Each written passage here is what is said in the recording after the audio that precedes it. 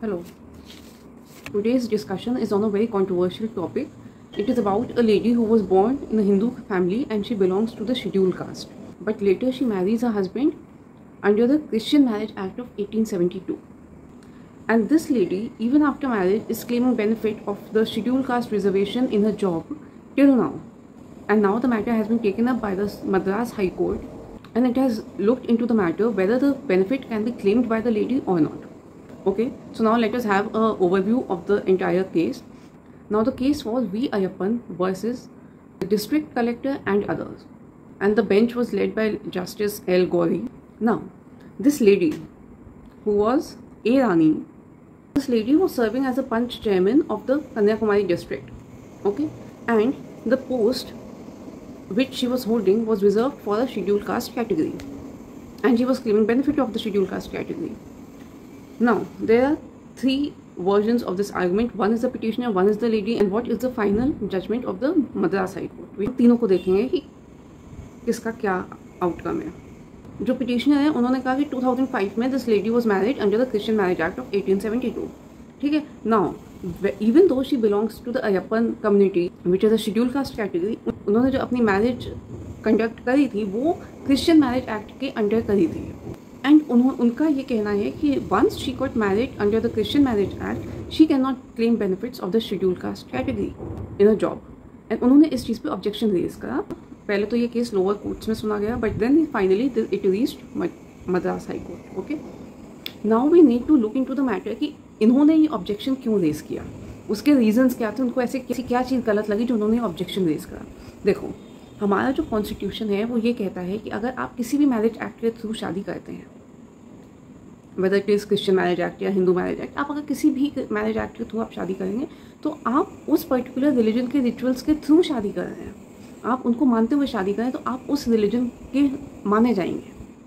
अब जैसे this lady, she was a Hindu, but इन्होंने क्रिश्चियन मैरिज एक्ट के थ्रू शादी करी अपने हस्बैंड से.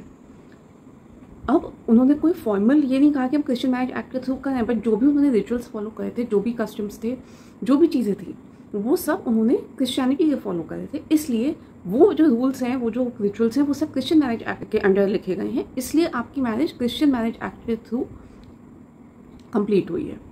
ओके, अगर आप किसी भी रिचुअल्स को फॉलो करके शादी करते हैं तो आपकी शादी उस पर्टिकुलर मैरिज एक्ट के थ्रू ही मानी जाएगी. ये हिंदू थी, इन्होंने एक क्रिश्चियन से शादी करी और इन्होंने सारे रिचुअल्स क्रिश्चियनिटी के फॉलो करे हैं. इसलिए उनकी जो मैरिज है वो क्रिश्चियन मैरिज एक्ट के अंडर आएगी. और पहले हिंदुज़म ही खाली इंक्लूडेड होता था हिंदू मैरिज एक्ट में, but later on after amendments 1950 तक आते आते हिंदुज़म में हमारा बुद्धिज़्म एंड सिखिज़्म दोनों इंक्लूड हो चुके थे. ओके, अब ये जो सारी हमारी मैरिजेज़ हैं ये कॉन्स्टिट्यूशनल सुप्रीम कोर्ट ऑर्डर के थ्रू कंप्लीट मानी जाती हैं. ये तो पिटिशनर का आर्गुमेंट था कि एक बार that lady got married through the Christian marriage act, तो अब वो क्रिश्चियन हो चुकी है, अब वो शेड्यूल कास्ट के जो भी बेनिफिट्स हैं वो क्लेम नहीं कर सकती हैं. अब the ladies argument, she said कि उन्होंने कभी भी कोई फॉर्मल कन्वर्जन किया ही नहीं है क्रिश्चियनिटी में, कि उन्होंने सिर्फ शादी करी है क्रिश्चियन रिचुअल से, बट उन्होंने फॉर्मल कन्वर्जन, कोई ऑफिशियल कन्वर्जन किया ही नहीं अपने रिलीजन का. वो आज भी हिंदू के ही सारे रिचुअल्स फॉलो करती हैं. ठीक है, ये उनका आर्गुमेंट था कि उन्होंने कोई भी फॉर्मल कन्वर्जन नहीं करा है. बट यहाँ पे आता है मद्रास हाई कोर्ट का जजमेंट. मद्रास हाई कोर्ट का कहना है कि अगर आप किसी भी रिलीजन के रिचुअल्स फॉलो करके शादी करते हो तो आप ऑटोमेटिकली कन्वर्टेड माने जाओगे. You are deemed to be converted. आपने भले ही कोई फॉर्मल कन्वर्जन क्रिश्चियनिटी में नहीं किया हो, बट बिकॉज आप सारे रिचुअल्स क्रिश्चियनिटी के फॉलो किए हो शादी के टाइम पे, इसलिए आप ऑटोमेटिकली कन्वर्टेड माने जाओगे.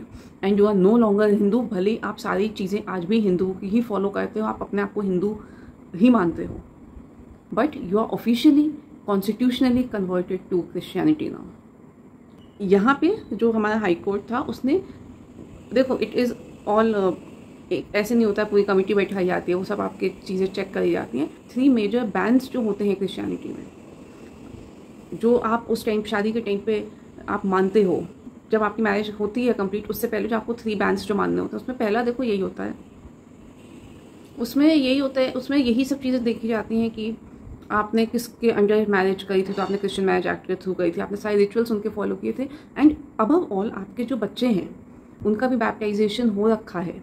एंड ये तीनों बैंस आपने खुद फॉलो किए हैं तो आप ऑटोमेटिकली कन्वर्टेड माने जाओगे। अब इस केस में अगर इनको अपना कन्वर्जन, जो ये कह रही है कि इन्होंने फॉर्मल कन्वर्जन नहीं करा, अगर कॉन्स्टिट्यूशनल कन्वर्जन भी नहीं चाहती थी तो इनको शादी करनी चाहिए थी स्पेशल मैरिज एक्ट के थ्रू, जो कि किसी तरीके का कुछ कन्वर्जन नहीं होता है। उसमें एक तरीके का आप मान लो कि जो हस्बैंड है वो अपना रिलीजन फॉलो करेगा, जो वाइफ है वो अपना रिलीजन फॉलो करेगी, एंड जो मैरिज स्पेशल मैरिज एक्ट के थ्रू होती है वो एक तरीके का सिविल यूनियन होता है। उसमें कोई भी किसी के रिचुअल्स के थ्रू शादी नहीं करता। जैसे सोनाक्षी सिन्हा ने की थी, उसमें जो उनके हस्बैंड हैं वो मुस्लिम हैं, वो अपना अलग रिलीजन फॉलो करें। जो सोनाक्षी सिन्हा है वो हिंदू हैं और वो हिंदू ही मानी जाएंगी क्योंकि इन दोनों ने स्पेशल मैरिज एक्ट के थ्रू शादी की है। सो आई होप आपको इस चीज़ समझ में आ गई होगी कि अगर आप अपने अपने रिलीजन्स फॉलो करना चाहते हैं तो किसी एक पर्टिकुलर रिलीजन के रिचुअल्स मत फॉलो करिए, आप स्पेशल मैरिज एक्ट के थ्रू जाइए। एंड कॉन्स्टिट्यूशन ने चीज़ एकदम क्लियरली कह दी कि you can not claim benefits of schedule caste after being converted to Christianity. और एक तरीके से उन्होंने उन्हीं लेडी के ऊपर कह दिया कि आप कॉन्स्टिट्यूशनली फ्रॉड कर रही हैं क्योंकि आप एक तरीके से कन्वर्ट भी हो चुकी हैं एंड आप अभी तक अपने बेनिफिट्स भी क्लेम कर रही हैं। सो कॉन्स्टिट्यूशन का यही कहना था कि ये सारे बेनिफिट्स आपको अपलिफ्टमेंट के लिए दिए गए थे कि आप सोसाइटी में प्रोग्रेस कर पाएँ। ये नहीं है कि आपको जहाँ फ़ायदा मिला, जब आपको क्रिश्चियनिटी से फ़ायदा मिल रहा है तो आप अपने आप को क्रिश्चियन बोल दें, एंड जब आपको शेड्यूल कास्ट का बेनिफिट मिल रहा है तो आप अपने आप को शेड्यूल कास्ट का क्लेम करें। This is wrong. इस चीज़ को आप नहीं कर सकते। ये चीज़ मद्रास हाई कोर्ट ने कही। अब देखते हैं अगर ये केस आगे सुप्रीम कोर्ट तक जाता है, अगर ऐसा कुछ होता है तो वहाँ से क्या अपडेट होता है, I tell you about it. But अभी के लिए आपको इतना ध्यान देना है कि if you are going for interfaith marriages, अगर आप अपना रिलीजन कन्वर्जन नहीं करना चाहते तो आप स्पेशल मैरिज एक्ट के थ्रू शादी करिए। Okay, so that's it for this video.